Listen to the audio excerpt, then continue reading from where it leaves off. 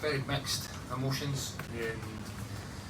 Never, I say it all the time, hate losing, so I'll never accept losing games of football, but I can't ask the players for any more. They gave me absolute everything, and then I think when you add the manner of the goal you lose right at the very end, it's took 3 spectacular efforts to beat us over the tie against a real top team. So it is, as I say, I'm proud of the players, proud of the effort, from what I got from every single one of them.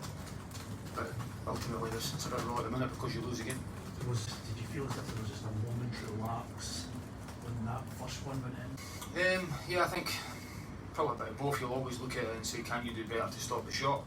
I've only seen it live, I've not really watched it back, but at the time I think it's as good a strike as I've seen at Easter Road, to be honest. He hits it really, really well through bodies.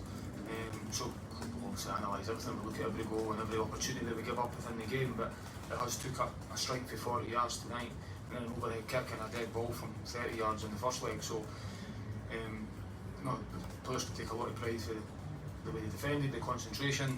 It needed to be there. Challenge to the players before we played a team at this level is you need to be at the very best all the time. That's the level, that's the concentration levels required. And as I say, I can't fault the effort, I can't fault what they're giving me over a course of 210 minutes. And do you think there's a greater learning curve when you come up against a side like that? Yeah, I think you need to obviously try and improve all the time. I think even when you look at how the 2 ties have went, I think we've improved tonight in terms of we had more control in the game in terms of certain areas. And some passages in play were a little bit braver on the ball. Still not at our absolute best, we can still improve in that area. But I think the way we played tonight was a lot braver and needed to be, because we couldn't play just constantly sitting in. We can still improve on certain situations, a couple of scenarios where we didn't quite make the best of it. But then when you think back to what their biggest threat is, set pieces are huge for them. They're a big, strong, powerful side. We defended them incredibly well, and as I've already said, reduced them to shots from distance. Next 2-3 wonder strikes to beat us. So you'll always look at that, you'll always have to learn from it, but that's also great for the players to test themselves. I say that all the time, when you test yourself against elite level opposition, which was a Champions League team last season for a reason. They've got top players, and it's great for the players to feel that. David, do you expect to bring in Grant Hanlon? No, I think we're just always looking into the squad to see what can be done. I think right now, whilst the window's open, you're always going to be getting speculation and rumours, but for me I'd rather talk about the players that are in the building tonight, purely because of what they've given me. I think that would be the right thing to do, and then we'll look at that down the line. It was in the stadium tonight, David, so does that suggest that there has been initial talks? Or? No, listen, I think, as I say, there's a number of players that we're looking at. There's a number of players that have came up. There's areas in which we might need to improve. There's areas in which we are always linked, players linked with away from here as well. So whilst the window's open, there's always need to be active. You always need to be. There's always speculation. So we always need to be moving towards making sure we finish the window stronger than when we started it, and that's what we're working towards. So you think tonight would have impressed any potential side that might have been here watching? I would think so. It was a fantastic night in terms of the atmosphere. The fans were outstanding. The amount of tickets that were sold, the back end right throughout it. Because I've been there as a player, there's no better feeling when you start to feel tired and the crowd get right behind you. And they certainly done that. They drove the players on for 120 minutes, which was fantastic. Because there's periods in the game where Midtjylland had a lot of the ball. The fans didn't turn, they didn't get frustrated with that. They stuck behind the team, they cheered every single action, and that's credit to them, which I knew they would be because they've been right behind us. And we needed them to be tonight against a top team. Asked them for that, being the 12th man, and we certainly got that. And we need them to do the exact same again, which they will do up at Dundee, because that's the start of the league campaign, which is a completely different challenge, but another one to face.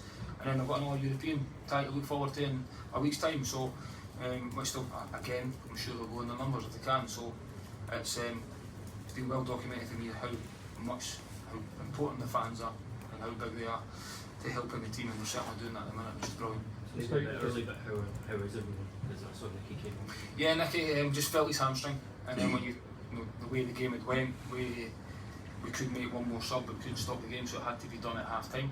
So Nicky was feeling his hamstring a little bit, so we didn't want to take that extra risk, knowing that if it tightened up, then he wouldn't be able to be subbed off and we go down to 10 men. So we took the opportunity to change him at there, and we'll just assess that, because he obviously came on, he felt it a little bit, and hopefully it's not too bad, but it was definitely awareness in there, so we need to manage that. Obviously it's very raw at the moment, but how do you actually go about picking your boys up in time for the Dundee game? That's the challenge for myself and the staff, because they're not robots. they gave absolutely everything there, and they're flat, they're deflated because they came so close, and the manner of the goal right at the very end makes it even harder to take. So very different if we're completely outplayed from a higher level opposition, and then it's one of them ones you can just move on quickly. I think, as I say, they came so close, they gave us absolutely everything, so they can't just. It's difficult to just switch off and just like, oh sorry, we'll just move on to the next one. So our job is to make sure we get around them, we rest, make sure the recovery's there, and the attention very quickly changes towards Dundee.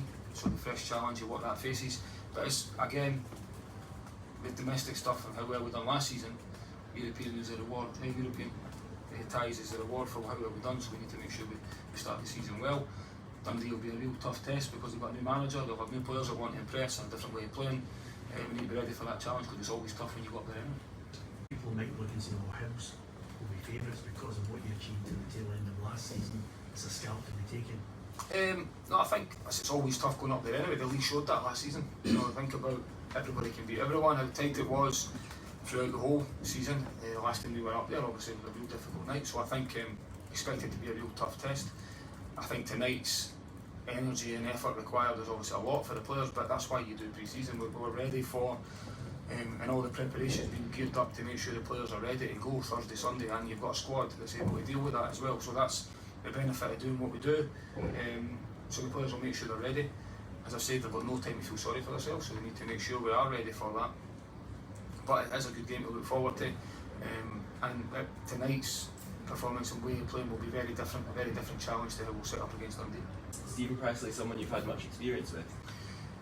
Only just knowing him as playing for Scotland and watching him as a player. I've never ever worked with him or worked anywhere beside him, so he also had a fantastic career, and I'm sure he's a good manager as well. So he'll definitely have his players ready, different way of playing from previously.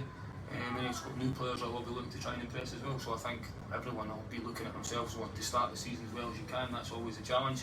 We're certainly no different. How difficult is it to manage logistically in terms of going to Dundee on Sunday and going to Belgrade next week?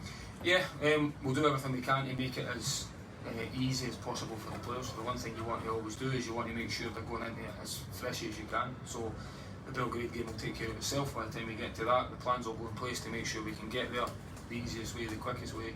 Do you stay over, all these things that come with that, you travel day early, but that'll all take care of itself. Everything is geared up now towards Dundee.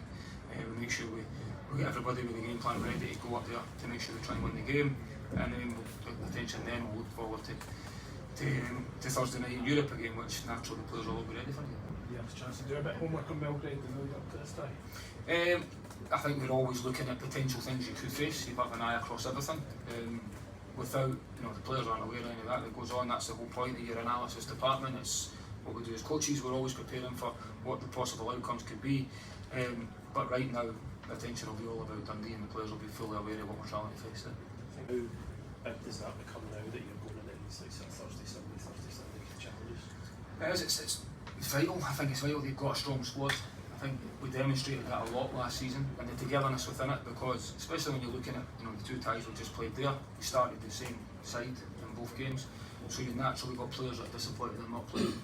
A lot of players are massive contributors, well they're all massive contributors last season, the ones that were here last season, will all be disappointed if they weren't playing in this game. So how do you deal with that? They deal with it by coming on and trying to affect the game in a positive way, and we were so good at that last season, and I think that collectiveness and the togetherness came from subs impacting games, and I say it every week that you never start a team that starts will never finish, so everybody needs to be ready to play.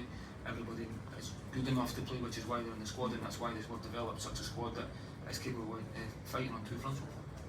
Did he been able to give you any added insight into your opponents for the weekend? No, I've not spoke to Josh about Dundee at all. I've been obviously purely just talked to him about the challenge he's faced. One thing I'm impressed with Josh is he's settled into the group really well, as has all the signings, to be honest. I think so, that's a real positive.